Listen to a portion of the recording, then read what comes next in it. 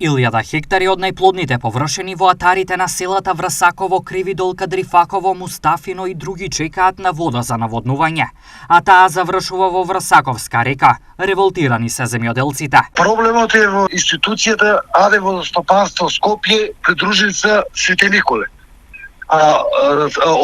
Останати дефеци од ланската година почнаа да ги санираат од март месец 24-та, еве сега сме јуни месец 3 и никого да ги отклонат дефеците и затоа не може да пуштат во системот за наводнување и полето останува ненаводнето, а водата тече така узелот во реката.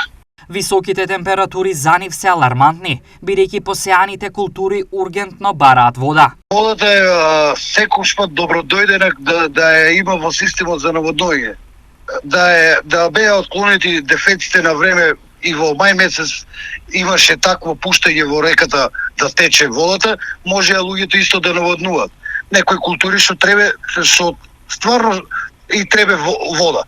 Еве луѓето не можеа да си расадат градина. Да речеме бавча, патлиџан, пипер, такви култури. Па сега и плюс високи температурите.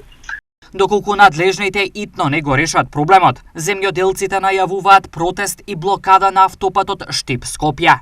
Ние, местното население, контактиравме и ја даваме рок до петок. Сабота и недела секако они работат, понеделник планираме да најавиме и да направиме еден штрајк.